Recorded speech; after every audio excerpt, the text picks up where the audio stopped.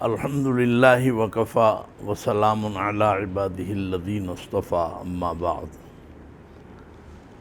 بزرگان محترم اور برادران عزیز اور میری اسلامی مائیں بہنیں اور بچیاں، حضرت مولانا اشرف علی تھانوی رحمۃ اللہ علیہ کے ملفوظات آپ کے سامنے پیش کرتا رہتا ہوں، اور میں نے پہلے بھی عرض کیا تھا کہ حضرت تھانوی کا ملفوظ جو ہوتا ہے وہ بڑا جامع ہوتا ہے، لیکن 80 سال 100 سال گزر گئے اور ظاہر ہے کہ ایک بہت بڑا بیچ میں زمانہ ہے، قدریں بدل گئیں، عادتیں، بہت سی چیزیں جو ہیں وہ بدل گئیں، تو اس لیے میں اپنے ذوق کے مطابق یا جو میری معلومات ہیں جو مجھے حاصل ہوئی ہیں اپنے بزرگوں سے، بالخصوص اپنے والد محترم کے علوم سے، تو میں اس کی روشنی میں اس کو پھیلا دیا کرتا ہوں۔ اس سے اور بھی بہت سے مسئلے سمجھ میں بھی آ جاتے ہیں، حل بھی ہو جاتے ہیں، اور ظاہر ہے کہ اطمینان کا سبب یہی ہوتا ہے کہ انسان کوئی دماغ میں بات سمجھ میں بھی آ جائے اور کوئی مسئلہ حل بھی ہو جائے۔ خیر، آج کا ملفوظ یہ ہے، حضرت حکیم الامت مولانا اشرف علی تھانوی رحمۃ اللہ علیہ نے فرمایا کہ بیوی کا یہ بھی حق ہے کہ اس کو کچھ رقم ایسی بھی دو جس کو وہ اپنے جی آئی خرچ کر سکے۔ جی آئی، جس کو جیب خرچ کہتے ہیں، اس کی تعداد اپنی اور بیوی کی حیثیت کے موافق ہو سکتی ہے،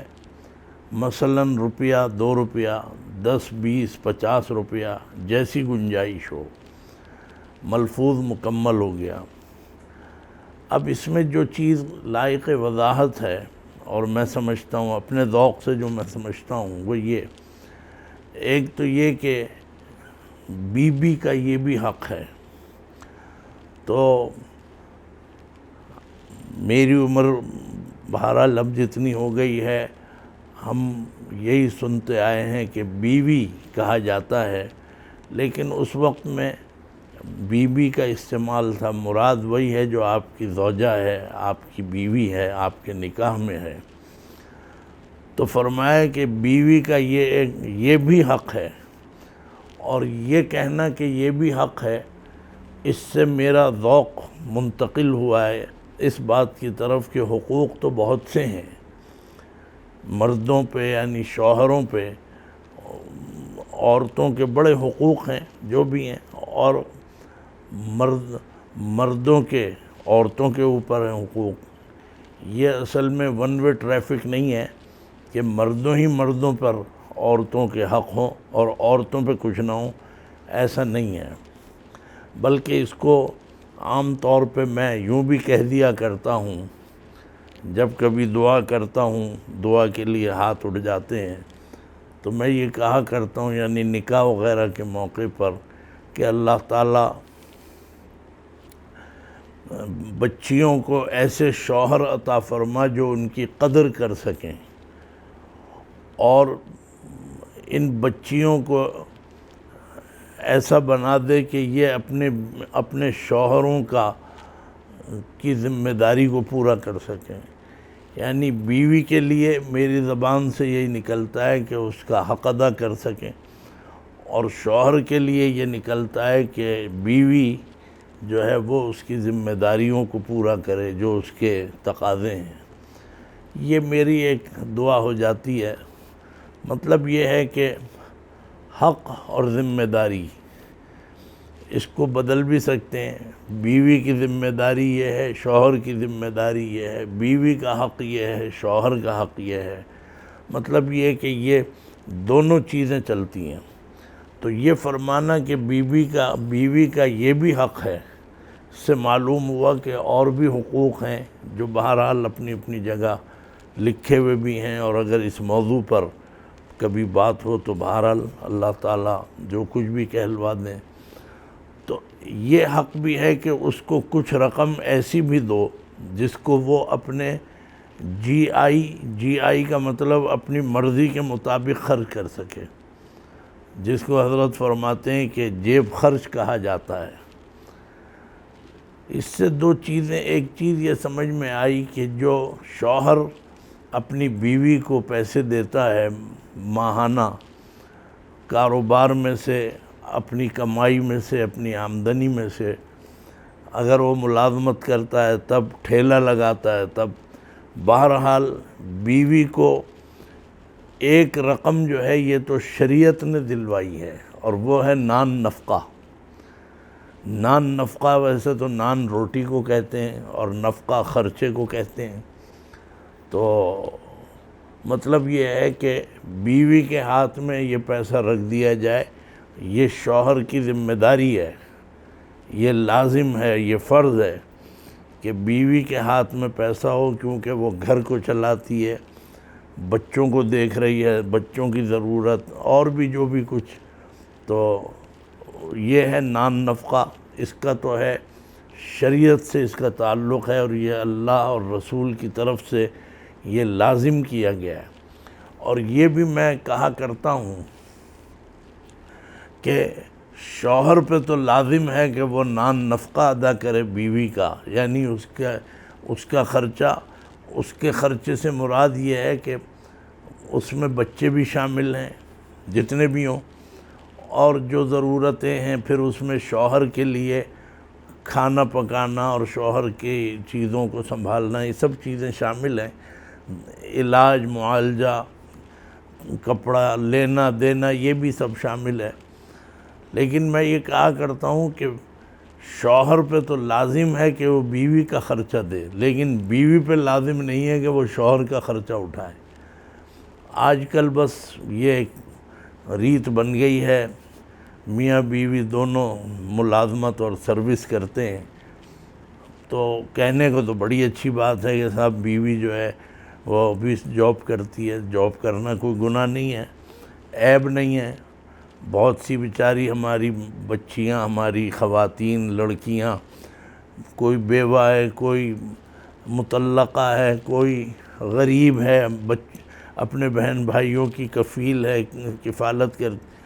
فیکٹریوں میں، کارخانوں میں، الحمدللہ پاکستان میں یہ بہت بڑا ایک اللہ کا انعام ہے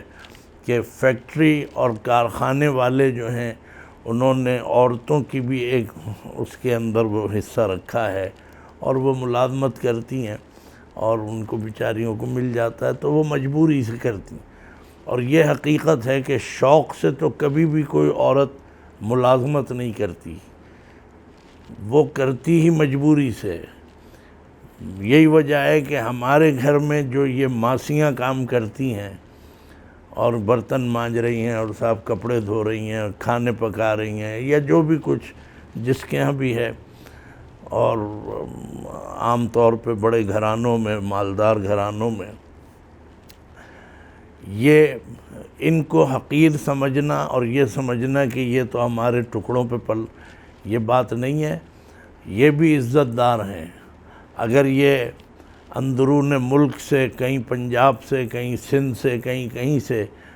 اگر یہ عورتیں اپنے شوہروں کے ساتھ، بچوں کے ساتھ آئی ہوئی ہیں، کہیں بھی ٹھہری ہوئی ہیں، اور یہ ملازمت کر رہی ہیں گھر گھر جا کر، تو ان کی قدر کرو. اس حوالے سے بھی قدر کرو کہ یہ بیچاری مجبور تھیں تو اس لیے یہ کام کرنے نکلی، ورنہ معاف کیجئے کسی عورت کا یہ جی نہیں چاہتا. ویسے نکل آئے سیر تفریح کے لیے، ہوا خوری کے لیے، کسی تفریحی مقام پہ چلی جائے، بازار چلی جائے، سبزی لینے چلی جائے، لیکن کمانے کے لیے اور نوکری کے لیے عورت کا کبھی جی نہیں چاہتا کہ وہ جائے. اس کی فطرت میں یہی ہے کہ میں اپنے گھر کو سنبھالوں، اپنے شوہر، اپنے بچے، لیکن مجبوری سے کرتی ہے. اور لوگ جو ہیں ان کی مجبوریوں سے ناجائز فائدہ اٹھاتے بھی ہیں، اٹھانا چاہتے بھی ہیں. بہرحال انہیں اللہ سے ڈرنا چاہیے. آج اگر کوئی ہمارے گھر میں کام کر رہی ہے تو اللہ تعالی ہمیں اس وقت سے بچائے کہ خدا نہ کرے کہ کل کو ہماری بھی کوئی بچی اور ہمارے گھر کی بھی کوئی خاتون کمانے پر آ جائیں، اور یہ بہرحال اللہ سے ڈرنا چاہیے۔ تو مطلب یہ ہے کہ جو عورتیں بھی ملازمت کر رہی ہیں، عام طور پہ یہ دیکھا گیا ہے کہ اس میں بڑی ایک تفریق آ جاتی ہے، بجائے محبت کے وہ یہ ہوتا ہے کہ یہ میں نے کمایا، یہ میرا ہے، یہ میرا ہے، یہ میرا ہے، یہ ایک تقسیم چل پڑتی ہے، اور اس میں بڑی خرابیاں ہو رہی ہیں۔ مجھے باہر کے ملکوں میں یہ پتہ چلا ہے، انگلینڈ میں، آسٹریلیا میں، امریکہ میں، کہ میاں بیوی جو دونوں جاب کرتے ہیں ان کی لڑائی یہی ہوتی ہے۔ اگر لڑکی کی ماں چلی گئی تو لڑکا کہتا ہے بھائی تم اپنے پیسے سے خرچ کرو، میں خرچہ نہیں اٹھاؤں گا تمہاری اماں کا، اور لڑکے کی ماں یا باپ چلے جائیں تو بہو یہ کہتی ہے کہ بھائی میں نہیں اٹھاؤں گی خرچہ۔ یعنی اندازہ لگائی، یہ ایک گویا ایک ذلیل کلچر ہماری الحمدللہ ہمارے اپنے خاندانوں میں نہیں ہے، پاکستان میں یہ چیز نہیں ہے، بلکہ شوہر بیوی کے ماں باپ کی قدر کرتا ہے، اور بیوی جو ہے شوہر کے ماں باپ کی، ساس سسر کی۔ تو اس کا مطلب یہ ہے کہ عام طور پہ مرد کماتے ہیں، عورتیں نہیں کماتی، لیکن مجبوراً کمائیں تو وہ الگ چیز ہے، اور جائز کام کریں۔ اگر پردے میں اور شریعت میں رہ کے کما سکتی ہیں تو بالکل کمانے کا ان کا حق ہے، اور وہ تو لیکن بیوی جو ہے وہ شوہر کا خرچہ نہیں اٹھاتی، اس کے ذمے بھی نہیں ہے۔ وہ ہاتھ بٹا دے، مکان خرید رہے ہیں یا کرایہ مکان کا دے رہے ہیں، دونوں کے فائدے ہیں، بیوی بھی رہ رہی ہے کرائے کے مکان میں، شوہر بھی رہ رہا ہے، تو اصولاً تو شوہر کو چاہیے کہ وہ اگر کرائے میں رہ رہا ہے مکان میں تو وہ کرایہ دے، لیکن اگر بیوی بھی اپنے پاس سے دے دے اگر وہ کماتی ہے تب۔ تو خیر میں یہ عرض کر رہا ہوں کہ یہ شوہر پہ تو لازم ہے کہ وہ بیوی کا خرچہ، بیوی کی ضروریات کو پورا کرے، اور یہ اس پر شرعاً لازم ہے، قانوناً بھی ہے۔ تو اس کا مطلب یہ کہ جو بیوی کو نان نفقہ دے رہا ہے شوہر، وہ میں دوں یا کوئی بھی دے، تو یہ ہم کوئی احسان نہیں کر رہے بیوی پہ، یہ تو اس کا حق ہے اور یہ ہماری ذمہ داری ہے۔ حضرت تھانوی اس طرف توجہ دلا رہے ہیں مردوں کو کہ بھائی اپنی بیویوں کو کچھ الگ سے بھی دے دیا کرو، جس کو جیب خرچ کہتے ہیں، مختلف زبانیں کہتے ہیں خرچہ پانی اور خرچی اور پتہ نہیں کیا کیا لفظ رکھ دیے ہیں، تو بہرحال جیب خرچ، پاکٹ منی بھی اس کو انگلش میں کہتے ہوئے سنا ہے میں نے۔ تو بیویوں کی دل جوئی کے لیے حضرت تھانوی فرماتے ہیں کہ ان کو اتنی کوئی رقم دے دیا کرو کہ جو وہ اٹھا کے رکھیں، اپنی مرضی سے خرچ کریں اور صاحب جمع کریں، جو بھی کچھ کریں۔ تو حضرت تھانوی فرماتے ہیں کہ میں اس کی مقدار نہیں مقرر کر رہا ہوں، جو تمہاری حیثیت ہے، جو بیوی کی حیثیت ہے اس کے مطابق تو ادا کرو۔ تو اس سے مطلب یہ ہے کہ اس کی ایک دلجوئی ہو جاتی ہے، وہ اس کا دل خوش ہو جاتا ہے۔ اسی لیے یہ بھی میں عرض کر دوں، ایک آدھ 2-3 منٹ زیادہ ہو جاتے ہیں، یہ جو مہر ہے جو دلہن کے لیے نکاح کے وقت طے ہوتا ہے، یہ نہ دلہن کے باپ کا ہے، نہ ماں کا ہے، نہ بھائیوں کا، نہ برادری کا، نہ کسی کا، یہ تو اللہ کی طرف سے اس بچی اور اس دلہن کی دلجوئی کے لیے اللہ نے کہا ہے کہ اس کو رقم دو، اس کو پیسے دو، یا جو بھی زیور ہو، کوئی جو بھی چیز دینا چاہو، تاکہ اس کا دل خوش ہو جائے۔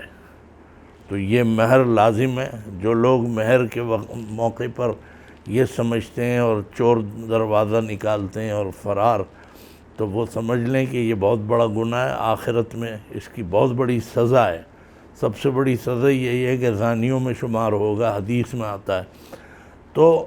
جو مہر دیا جاتا ہے یہ لڑکی کا ہے، کوئی باپ یہ نہیں کہہ سکتا کہ میں نے اتنے پیسے خرچ کیے اور ماں کہے کہ میں نے اتنے کیے، اور کچھ نہیں، ماں اور باپ کو تو خرچ کرنا ہی ہوتا ہے لڑکی کی شادی پہ جو ضروری چیزیں ہیں، لیکن یہ کہ یہ اس میں سے نہیں ہے کہ یہ لڑکی کا مہر جو ہے وہ تقسیم ہو جائے، یہ خالصتاً لڑکی کی ملکیت ہے، اس کو دینا چاہیے۔ اسی لیے افضل مہر یہ ہے، فضیلت جس کی وہ یہ ہے کہ فوراً دے، بس جب اپنی دلہن کے کمرے میں جائے تو اس کے ہاتھ میں جو بھی کچھ رکھنا ہے، سونا ہے، زیور ہے، جو بھی۔ تو یہ چیز حضرت تھانوی فرما رہے ہیں کہ یہ اب تمہاری زندگی میں شامل ہے، اور اس کو جیب خرچ کے طور پہ دیتے رہا کرو۔ اس سے اس کے دل میں ایک محبت بھی پیدا ہوتی ہے، اس کا گویا بہت سی خرابیاں جو ہیں دور ہو جاتی ہیں، اور یہ اس کا گویا اگر تم دل جیت لو اور دل رکھ لو تو حضرت تھانوی فرما رہے ہیں اپنی بھی حیثیت دیکھ لو، اس کی بھی دیکھ لو،